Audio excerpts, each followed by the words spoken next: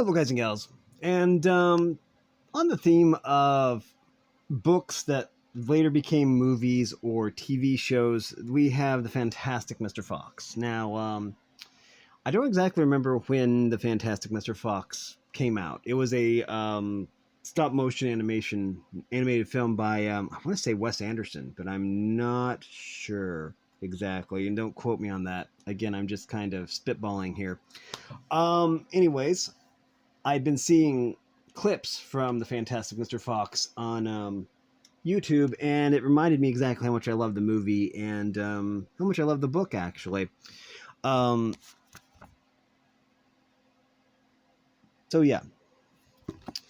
Anyways, this is a book by Roald Dahl. I'm not sure if I'm pronouncing that name right. It's not a name that I'm actually familiar with. But I'm pretty sure that I'm pronouncing the last name right, anyways.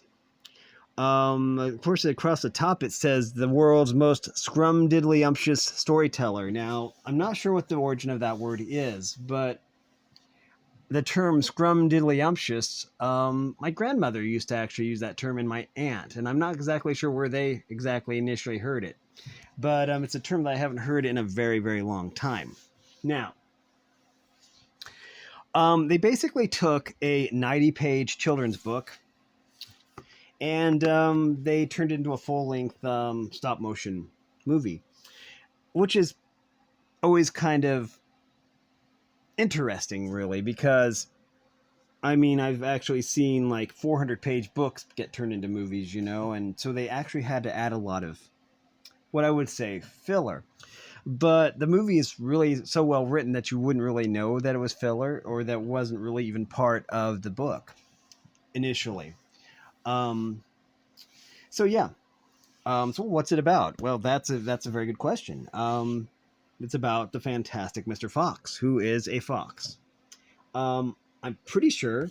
Well, I want to just check, make sure. I don't know if initially the okay, I guess in the original book that that he was an anthropomorphic fox. They didn't exactly change that at all.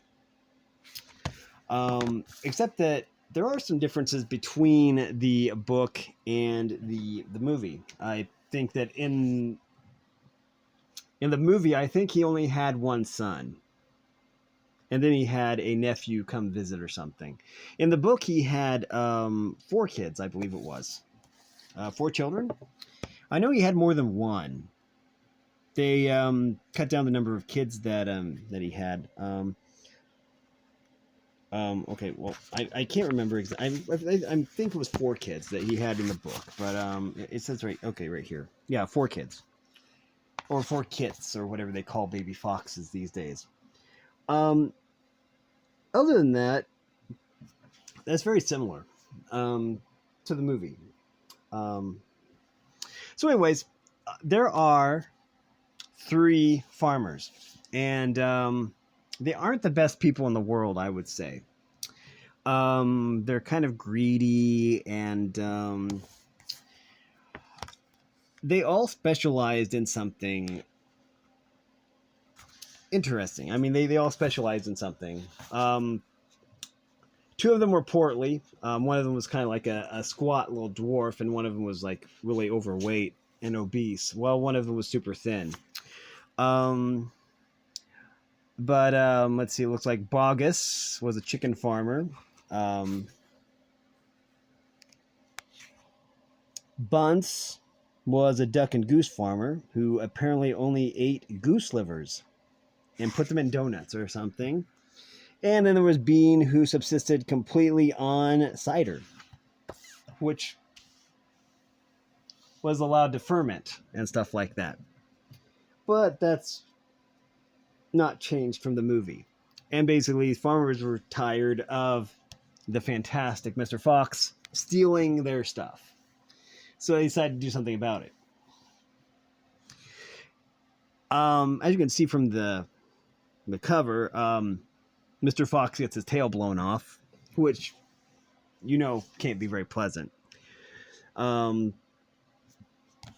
Which I'm pretty sure that happens in the movie too. Anyways, But yeah, um, it takes ingenuity, a lot of plot twists in order to come to the conclusion of the book, actually. And again, this is only a 90-page book. I think it only took me 30 minutes, 45 minutes to read from cover to cover. Um, and it introduces a nice little cast of characters like Badger. And so, yeah, they try to starve the foxes out. Foxes get clever. And so, yeah. So, which is better?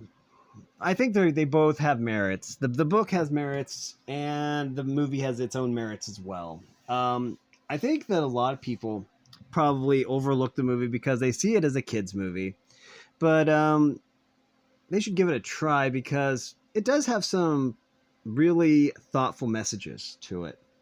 I think the book does too, actually. But yeah, I honestly can't remember exactly how. Well, I kind of remember how the movie ended. It's been a long time since I've actually seen it. I do have a copy of it somewhere. It's probably in my dresser, actually. I probably do need to watch it again. Um, it's worth a look, and the book is worth a read too. Um, Again, this is basically a book that is aimed at children, so it's really easy to read. So it's more my speed, because I like books that are aimed at children because I don't really have to think much.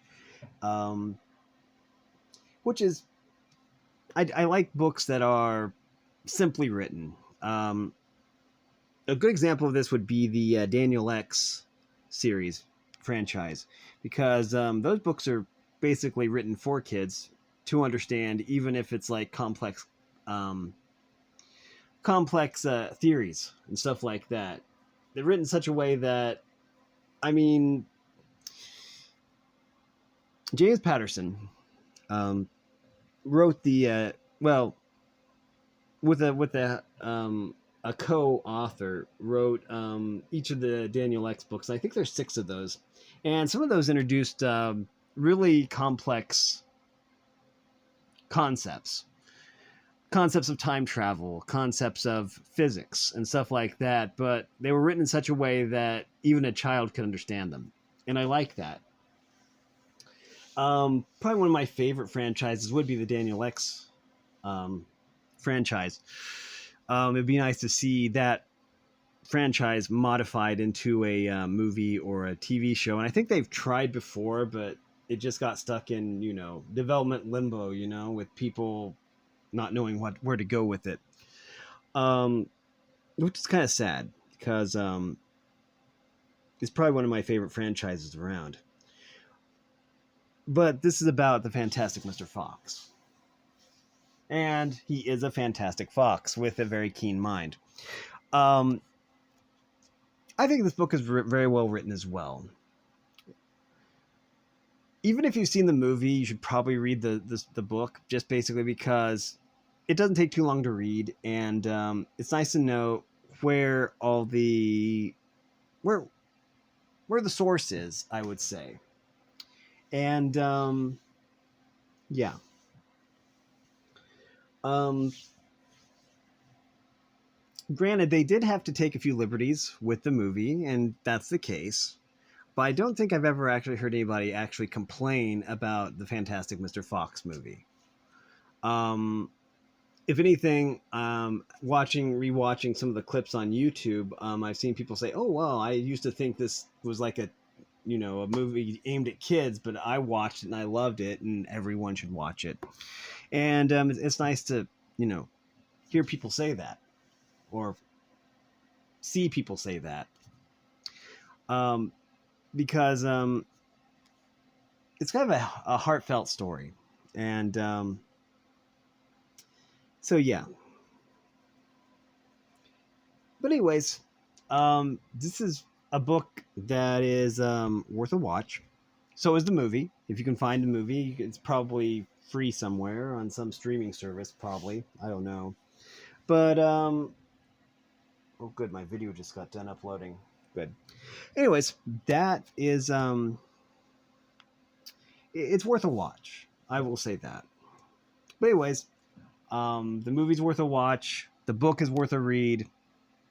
Your local library probably has a copy of it, because if not, then they probably have a way of getting a copy.